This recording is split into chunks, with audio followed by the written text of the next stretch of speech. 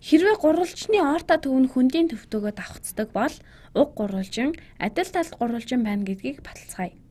Тэгэхээр надад энэ гурвалжин байна. Бид энд орто төв мөн хүндийн төв нэг цэг дээр оршино гэж үзье. Тэгэхээр орто төв гэдэг нь гурвалжны 3 өндрийн огтлолын цэг, харин хүндийн төв гэдэг нь медианы огтлолуудын цэг гэдгийг санацгаая. Бид энд өндөр бас медиан болж чадах 3 шулуун байна гэж үзэж болно. Мөн энэ цэг нь хүндийн төв ба орто төв болж чадна. Тэгэхээр хэрэв эдгээр шулуунууд өндрөөд бол тэдгээр эсрэг орших талуудтай перпендикуляр байна. Тэгэхээр энд 90 градусын өнцөг, энд бүгдэнд нь 90 градусын өнцөг үүснэ. Харин энэ нь хүндийн төв бол эсрэг орших талынхаа дундчийг дайрна гэдгийг саная. Энд энэ урт нь энэ урттай тэнцүү гэж хэлж чадна. Өөр хэрэгэлцгээе. Энэ урт нь энэ урттайгаа тэнцүү. Энэ нь энтэйгээ тэнцүү. Эдгээр шулуун нь тал тос бүрийнхээ дундаж перпендикуляр шулуун болж байна гэж хэлж болно.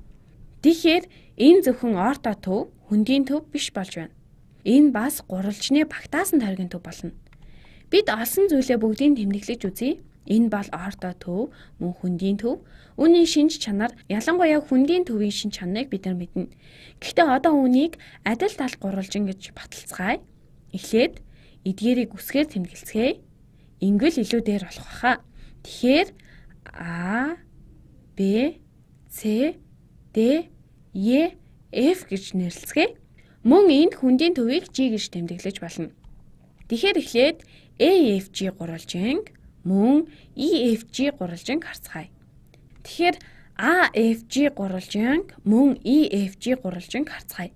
Тэгэхээр AFG гурвалжинг EFG гурвалжинтай харьцуулж үзцгээе. Эдгээр нь нэг ерөнхий талтай болох нь харагдаж байна. EF тал нь AF-тэй тэнцүү, тэд ижил урттай. Мөн EFG өнцөг нь AFG өнцөгтэй ижил юм. Тэд хоёр хоёулаа 90 градусын хэмжээтэй. Мөн энэ хоёр өнцөг нь FG гэсэн нэг ерөнхий талтай болох нь тодорхой байна. Энэ хоёр гурвалжин нь тэнцүү тал өнцгүүдтэй байна. Харгалзах хоёр талуудын хоорондох өнцгүүд нь тэнцүү бөгөөд харгалзах талууд нь хоорондоо тэнцүү байдаг учраас гурвалжны тэнцүүгийн тал өнцөг талын шинжээр тэдгээр нь тэнцүү гурвалжнууд байна. Одоо үүнтэй адилаар бид эдгээрийг хосоор нь буюу өөрөөр хэлбэл ерөнхий нэг талтай ба хөрш хоёр 90 градусын өнцгүүдийг агуулсан гурвалжнууд учир хоорондоо тэнцүү байна гэж баталж чадна.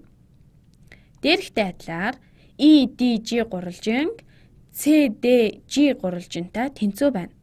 Тал ба өнцөг нь тэнцүү байна.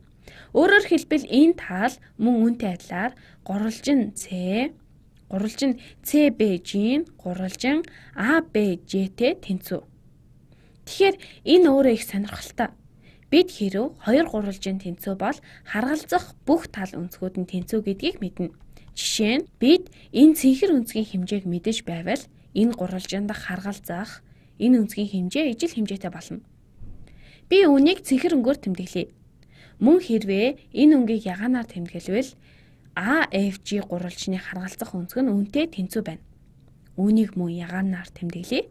Одоо бид босон өнцгүүдийн чанараар AFG өнцгийн хэмжээ нь DJC өнцгийн хэмжээтэй ижил гэдгийг мэдэж болно. Учир нь тэдгээр нь босон өнцгүүд.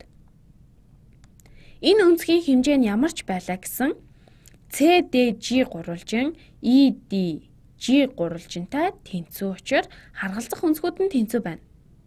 Иймээс энэ өнцөг ягаан өнцгийн хэмжээтэй ижил. Энэ өнцөг бас ягаан өнцгийн хэмжээтэй тэнцүү хэмжээтэй. Дахиад босон өнцгүүдийн шинжээр энэ ягаан өнцөг бол энэ бас үүнтэй тэнцүү байна. Мөн энэ өнцгийн хэмжээтэй энэ өнцөг тэнцүү хэмжээтэй болж таарна. Тэнцүү гурвалжны чанараар харгалзах өнцгүүд тэнцүү. Мөн босон өнцгийн чанар ёсоор эдгээр дотоод өнцгүүд бүгд тэнцүү болж байна. Би ягаан өнгө хэрэглэсэн байна.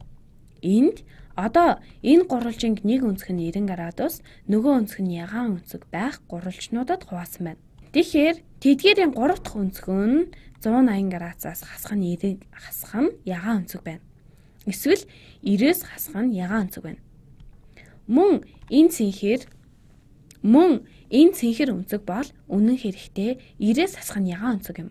Цэнхэр өнцөг бол 90-с хасах нь ягаан өнцөг. Мөн тэгэхээр цэнхэр өнцөг бол бидний олох 3 дахь өнцөг. Дахин нэг удаа хэлье. Энэ цэнхэр өнцөг бол 90-ээс хасах нь ягаан өнцөг. Эсвэл 180-аас хасах нь ягаан өнцөг, хасах нь 90 градус байх нь. Тэгвэл цэнхэр өнцөг хэд байх вэ гэхээр үнэн дээр бидэнд өөр гурвалжны 2 өнцөг мэдэгдэж байвал бид цэнхэр өнцөг ямар хэмжээтэй байхыг хэлж чаднаа. Ямар өөр гурвалжин бэ гэвэл бидний мэдих 6 гурвалжны нэг юм.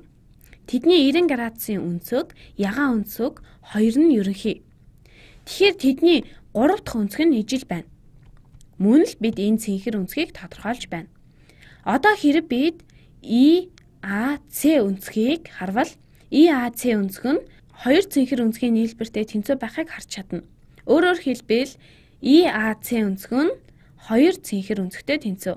Өнцөг CIA нь бас дахин 2 цэнхэр өнцгийн хэмжээтэй тэнцүү. Тэгэхээр энэ гурвалжны энэ 3 өнцөг гурлаа тэнцүү. Иймд энэ нь адил талд гурвалжин болно. Эдгээр 3 өнцөг нь ижил гэдгээс эдгээр өнцөг нь 60 градусын хэмжээтэй байна. Мөн бүх талуудын урт ижил байна гэж батлагдав.